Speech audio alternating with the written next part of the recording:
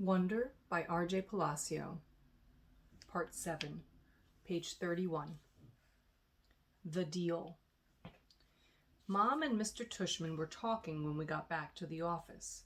Mrs. Garcia was the first to see us come back, and she started smiling her shiny smile as we walked in. "So, August, what did you think? Did you like what you saw?" she asked. "Yeah," I nodded, looking over at Mom. Jack, Julian, and Charlotte were standing by the door, not sure where to go or if they were still needed. I wondered what else they'd been told about me before they'd met me. "Did you see the baby chick?" Mom asked me. As I shook my head, Julian said, "Are you talking about the baby chicks in science? Those get donated to a farm at the end of every school year." "Oh," said Mom, disappointed. "But they hatch new ones every year in science," Julian added, "so August will be able to see them again in the spring." "Oh, good," said Mom, eyeing me. "They were so cute, August." I wish she wouldn't talk to me like I was a baby in front of other people. "So, August," said Mr. Tushman, "did these guys show you around enough, or do you want to see more? I realize I forgot to ask them to show you the gym." "We did anyway, Mr. Tushman," said Julian. "Excellent," said Mr. Tushman. "And I told him about the school play and some of the electives," said Charlotte. "Oh no," she said suddenly, "we forgot to show him the art room." "That's okay," said Mr. Tushman. "But we can show it to him now," Charlotte offered. "Don't we have to pick up Via soon from school?" I said to Mom. That was our signal for my telling Mom if I really wanted to leave. "Oh, you're right," said Mom, getting up. I could tell she was pretending to check the time on her watch. "I'm sorry, everybody.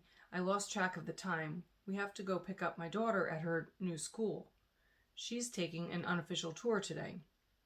This part wasn't a lie, that Via was checking out her new school today. The part that was a lie was that we were picking her up at the school, which we weren't. She was coming home with Dad later. "Where does she go to school?" asked Mr. Tushman, getting up. "She's starting Faulkner High School this fall."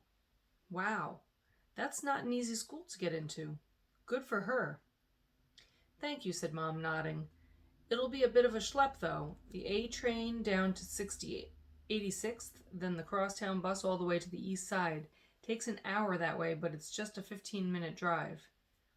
"It'll be worth it. I know a couple of kids who got into Faulkner and love it," said Mr. Tushman. "We should really go, Mom," I said, tugging at her pocketbook. We said goodbye kind of quickly after that. I think Mr. Tushman was a little surprised that we were leaving so suddenly, and then I wondered if he would blame Jack and Charlotte, even though it was really only Julian who made me feel kind of bad. Everyone was really nice, I made sure to tell Mr. Tushman before we left. "I look forward to having you as a student," said Mr. Tushman, patting my back. "Bye," I said to Jack, Charlotte, and Julian, but I didn't look at them or look up at all until I left the building. Home. As soon as we had walked at least half a block from the school, Mom said, "So, how did it go? Did you like it?" "Not yet, Mom. When we get home," I said. The moment we got inside the house, I ran to my room and threw myself onto my bed. I could tell Mom didn't know what was up, and I guess I really didn't either. I felt very sad and a tiny bit happy at the exact same time, kind of like that laughing, crying feeling all over again. My dog Daisy followed me up into the room, jumped on my bed, and started licking me all over my face. "Who's a good girlie?" I said in my dad voice. "Who's a good girlie?" "Is everything okay, sweetness?" Mom said. She wanted to sit down beside me, but Daisy was hogging the bed. "Excuse me, Daisy." She sat down, nudging Daisy over. "Were those kids not nice to you, Augie?" "Oh no," I said, only half lying. "They were okay." "But were they nice?" Mr. Tushman went out of his way to tell me what sweet kids they are. Uh-huh, I nodded, but I kept looking at Daisy, kissing her on the nose and rubbing her ear until her back leg did that little flea scratch shake. That boy Julian seemed especially nice, Mom said. Oh no, he was the least nice. I liked Jack, though. He was nice. I thought his name was Jack Will, but it's just Jack. Wait, maybe I'm getting them confused? Which one was the one with the dark hair that was brushed forward? Julian. And he wasn't nice? No, not nice. Oh. She thought about this for a second. Okay. So is he the kind of kid who's one way in front of grown-ups and another way in front of kids? Yeah, I guess. Ah, hate those, she answered, nodding. He was like, So, August, what's the deal with your face?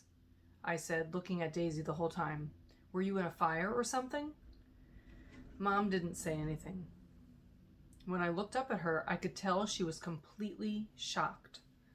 He didn't say it in a mean way, I said quickly. He was just asking. Mom nodded. But I really liked Jack, I said. He was like, Shut up, Julian. And Charlotte was like, You're so rude, Julian. Mom nodded again. She pressed her fingers on her forehead like she was pushing against a headache. I'm so sorry, Augie, she said quietly. Her cheeks were bright red. No, it's okay, Mom, really. You don't have to go to school if you don't want, sweetie. I want to, I said. Augie? Really, Mom, I want to. And I wasn't lying. First day jitters. Okay, so I admit that the first day of school, I was so nervous that the butterflies in my stomach were more like pigeons flying around my insides. Mom and Dad were probably a little nervous too, but they acted all excited for me, taking pictures of me and Via before we left the house, since it was Via's first day of school too. Up until a few days before, we still weren't sure I would be going to school at all. After my tour of the school, Mom and Dad had reversed sides on whether I should go or not. Mom was now the one saying I shouldn't go, and Dad was saying I should. Dad had told me he was really proud of how I'd handled myself with Julian and that I was turning into quite the strong man. And I heard him tell Mom that he now thought she had been right all along. But Mom, I could tell, wasn't so sure anymore. When Dad told her that he and Via wanted to walk me to school today, too, since it was on the way to the subway station, Mom seemed relieved that we would all be going together. And I guess I was too. Even though Beecher Prep is just a few blocks from our house, I've only been on that block a couple of times before. In general, I try to avoid blocks where there are lots of kids roaming around. On our block, everybody knows me, and I know everybody. I know every brick and every tree trunk and every crack in the sidewalk. I know Mrs. Grimaldi, the lady who's always sitting by her window, and the old guy who walks up and down the street whistling like a bird. I know the deli on the corner where Mom gets our bagels, and the waitresses at the coffee shop who all call me honey and give me lollipops whenever they see me. I love my neighborhood of North River Heights, which is why it was so strange to be walking down these blocks feeling like it was all new to me suddenly. Amesford Avenue, a street I've been down a million times, looked totally different for some reason. Full of people I never saw before, waiting for the buses, pushing strollers. We crossed Amesford and turned up Heights Place. Via walked next to me like she usually does, and Mom and Dad were behind us. As soon as we turned the corner, we saw all the kids in front of the school, hundreds of them, talking to each other in little groups, laughing or standing with their parents, who were talking with other parents. I kept my head down. Everyone's just as nervous as you are, said Via in my ear. Just remember this is everyone's first day of school, okay? Mr. Tushman was greeting students and parents in front of the school entrance. I have to admit, so far, nothing bad had happened. I didn't catch anyone staring or even noticing me. Only once did I look up to see some girls looking my way and whispering with their hands cupped over their mouths, but they looked away when they saw me notice them. We reached the front entrance. "Okay, so this is it, big boy," said Dad, putting his hands on top of my shoulders. "Have a great first day. I love you," said Via, giving me a big kiss and a hug. "You too," I said. "I love you, Augie," said Dad, hugging me. "Bye." Then Mom hugged me, but I could tell she was about to cry, which would have totally embarrassed me, so I just gave her a fast, hard hug, turned, and disappeared into the school.